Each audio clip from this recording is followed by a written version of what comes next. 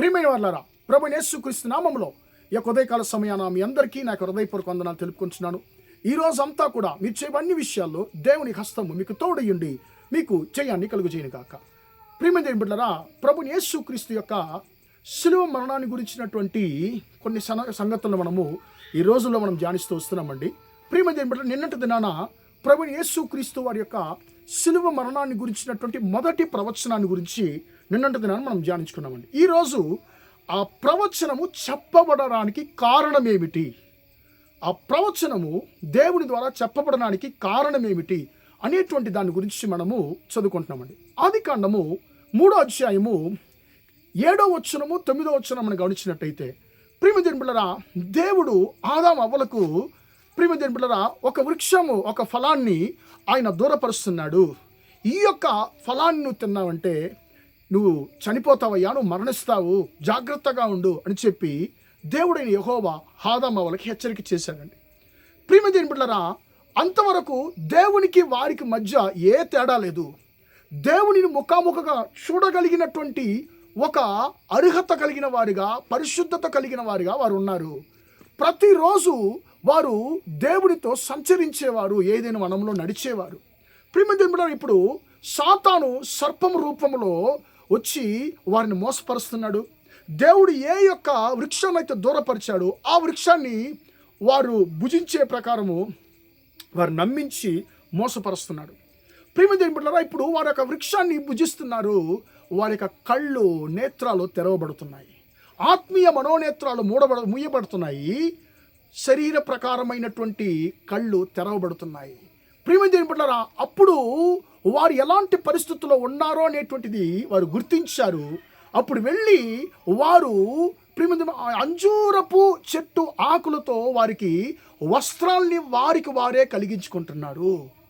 ప్రియమైన దేవుని బిడ్డలారా, ఇప్పుడు అంతవరకు దేవుని యొక్క స్వరాన్ని విని పరిగెత్తుకుంటూ వెళ్ళి దేవునితో నడిచేటువంటి ప్రజలు, ఆదాము అవ్వలు, ఇప్పుడు మొట్టమొదటిగా దేవుని స్వరాన్ని విన్నప్పుడు భయపడుతున్నారు. భయపడి వారు వెళ్ళి ఆ తోటలో ఉన్నటువంటి, వనంలో ఉన్నటువంటి ఆ యొక్క వృక్షాల్లో, చెట్టుల్లో వారు దాగుంటున్నారు. ప్రియమైన ఇప్పుడు దేవుడైన యెహోవా ఆదాముని పిలుస్తున్నాడు, అయ్యా నువ్వు ఎక్కడున్నావు అని చెప్పి తెలుగు బైబిల్లో రాయబడి ఉంది. కానీ ప్రియమైన దేవుని హెబ్రీ భాషలో ఎలా రాయబడి, నువ్వు ఎలాగున్నావు అంటే అర్థం ఏంటి? దేవుడికి అంటే ముందే తెలిసిపోయింది ఏం చేశాడని చెప్పి. కానీ అతని నోటి ద్వారా ఒప్పించడానికి, ఆ మాటను రప్పించడానికి దేవుడు ఆయన పిలుస్తున్నాడు ఆదామును. ఆదాము నువ్వు ఎక్కడున్నావు, ఎలాంటి పరిస్థితుల్లో ఉన్నావు? అప్పుడు ఆయన అంటున్నాడు, అయ్యా నేను ఇలాగున్నాను, నేను సమస్తాన్ని కోల్పోయిన వాడిగా ఉన్నాను, ఏమీ లేనివాడిగా ఉన్నావు, నువ్వు అలాంటి పరిస్థితుల్లో ఉన్నావని చెప్పి, నువ్వు దిగంబరుడు అని చెప్పి నీకు చెప్పింది ఎవరు అని చెప్పి దేవుడు అంటున్నాడు. ప్రియమైన దేవుని బిడ్డలారా, ఆయనకు అర్థమైపోతుంది, ఇతడు నా మాటను వీరిద్దరూ అతిక్రమించారు అని చెప్పి. ప్రియమైన దేవుని బిడ్డలారా, ఇప్పుడు ఆదామును దేవుడు ఆ ప్రశ్న అడిగినప్పుడు ఆదాము ఎలాంటి సమాధానము చెప్తాడు దేవుడికి అనేటువంటి ఆ సమాధానాన్ని ఎదురు చూస్తూ ఉన్నారు ఇద్దరండి. ఎవరంటే మొట్టమొదట దేవుడైన యెహోవా, రెండోది ఆ యొక్క ఆదాము అవ్వలను మోసపరచినటువంటి సాతాను. ఇతడు ఏం చేస్తాడు? ఏదైనా అబద్ధాలు చెప్పి తప్పించుకోవాలని చెప్పి ఇష్టపడతాడా? తన యొక్క అతిక్రమాన్ని దాచిపెడతాడా అని చెప్పి సాతాను ఎదురు చూస్తున్నాడు. ప్రియమైన దేవుని బిడ్డలారా, అలాగా అతను తన యొక్క పాపాన్ని కప్పేస్తే ఇంకా సాతానుకి సంతోషం అయిపోతుంది. దేవుడు ఎదురు చూస్తున్నాడు, ఇతను ఏ సమాధానం చెప్పబోతున్నాడు అని చెప్పి. ప్రియమైన దేవుని బిడ్డలారా, కానీ ఆదాము తన అతిక్రమాన్ని ఒప్పుకున్నాడు.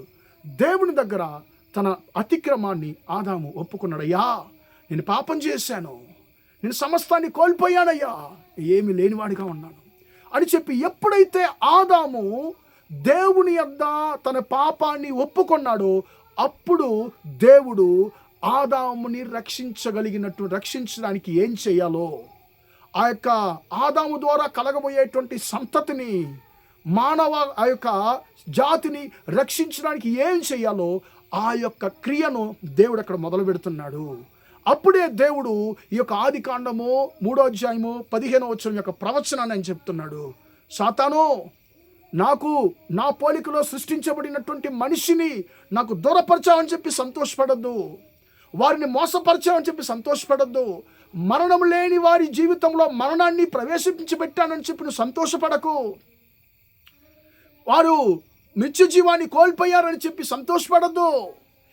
వారిని ఎలాగైతే నువ్వు మోసపరిచావో అలాగ నిన్ను ఓడించడానికి, వారిని నువ్వు ఎలాగ ఓడించావో అలాగ నిన్ను ఓడించడానికి స్త్రీ సంతానమైనటువంటి నా కుమారుడు ఈ లోకానికి ఆయన ఖచ్చితంగా మానవుడిగా ఆయన జన్మిస్తాడు. ఆయన తన కలువరి శిలువ మరణము ద్వారా నీ యొక్క ప్రతి ఒక్క అధికారమును ఆయన ఓడిస్తాడు, నిన్ను ఓడిస్తాడు. నీ ప్రతి ఒక్క అధికారాన్ని కూల్చివేస్తాడని చెప్పి నరులు ఏ నరునైతే నా నుండి దూరం చేశావో ఆయన తన శిలువ మరణము ద్వారా నా యొక్క నరులను మళ్ళీ నా యొద్దకు ఆయన చేర్చుకుంటాడు అని చెప్పి ప్రియమైన దేవుని బిడ్డలారా, దేవుడు ప్రభువైన యేసుక్రీస్తు వారి యొక్క శిలువ మరణాన్ని గురించినటువంటి మొదటి ప్రవచనాన్ని చెబుతున్నాడు. ప్రియమైన దేవుని బిడ్డలారా, ఆ ప్రవచనం చెప్పడానికి కారణం ఏంటి? ఆదాము తన యొక్క నేరాన్ని ఒప్పుకున్నాడు. మనము పరిశుద్ధ గ్రంథం చదువుతున్నాం కదండి, తన అతిక్రమములు దాచిపెట్టువాడు వర్ధిల్లడు, దానిని ఒప్పుకొని వదిలిపెట్టువాడు విడిచిపెట్టువాడు కనికరం పొందుకుంటాడు. ఆదాము ఒప్పుకున్నాడు, అయ్యా నేను నేరం చేశానయ్యా, నేను మోసపోయానని చెప్పి తన అతిక్రమాన్ని ఒప్పుకున్నప్పుడే దేవుడు క్రియ జరిగించడం మొదలుపెట్టాడు.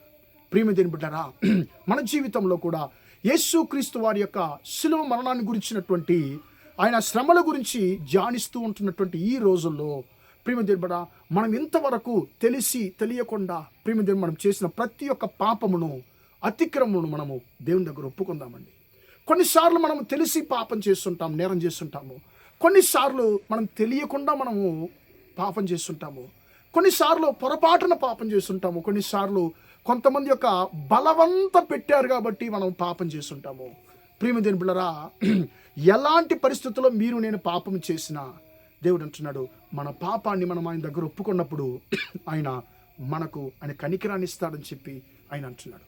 ప్రియమైన దేవుని బిడ్డలారా, మన జీవితంలో ఏదైతే మనం కోల్పోయామో వాటన్నిటినీ తన శిలువ మరణము ద్వారా మళ్ళీ మనకి తిరిగి ఇవ్వడానికి యేసుక్రీస్తు శిలువలో మరణించాడండి. కాబట్టి మన కొరకు మరణించినటువంటి ఆ యేసయ్య దగ్గర మన పాపాలు మన నేరాలు ఒప్పుకుందాం. అయ్యా నన్ను క్షమించయ్యా తండ్రి, నేను తెలిసి తెలియకుండా చేసిన ప్రతి పాపమును ఆదాము నేను ఒప్పుకుంటున్నాను, నా కొరకు క్రియ జరిగించు తండ్రి అని చెప్పి మన పాపాలు ఒప్పుకుందామా? ప్రార్థన చేద్దాం. ప్రేమగల మా తండ్రి, దయగల దేవ, ఎంతవరకు ఈ మాటలు విన్న తండ్రి, నీ బిడ్డలు మీరు దీవించండి, ఆశీర్వదించండి అయ్యా. తండ్రి స్తోత్రమయ్యా, ఆదాము ఎలాగైతే తన పాపాన్ని ఒప్పుకున్నప్పుడు తండ్రి నీ ద్వారా నువ్వు క్రియ జరిగించడం మొదలుపెట్టావు, అలాగే తండ్రి నీ బిడ్డలో ప్రతి ఒక్కరు తండ్రి తన పాపాన్ని ఒప్పుకుంటున్న ప్రతి ఒక్కరిని తండ్రి ఒకసారి మీరు జ్ఞాపకం చేసుకోమని ప్రార్థిస్తున్నాను. వారికి ప్రతి ఒక్క ఆ తండ్రి అతిక్రమాన్ని మీరు క్షమించమని ప్రార్థిస్తున్నాను, పాపను క్షమించమని ప్రార్థిస్తున్నాను. మీ బిడ్డలు కోల్పోయిన ప్రతి ఒక్క ఆశీర్వాదాలు తండ్రి మీ బిడ్డలకు దయచేయమని ప్రార్థిస్తున్నాను. ఆదాము కొరకు తండ్రి క్రియ జరిగించినటువంటి దేవా, నీ బిడ్డల కొరకు కూడా మీరు క్రియ జరిగించండి, వారిని విడిపించండి, క్షమించండి, హెచ్చించండి తండ్రి. కోల్పోయిన ఆశీర్వాదాలు మళ్ళీ వారికి దయచేయమని తండ్రి ఈ రోజు అంతా కూడా మా సహోదరులు చేసే అన్ని విషయాల్లో మీ హస్తం తోడుండి వారిని ఆశీర్వదించమని యేసయ్య నామములో ప్రార్థించడానికి వేడుకొంచున్నాను తండ్రి. ఆమేన్, ఆమేన్. ప్రియమైన వారలారా, దేవుడు మిమ్మల్ని దీవించి ఆశీర్వదించును గాక. Praise the lord.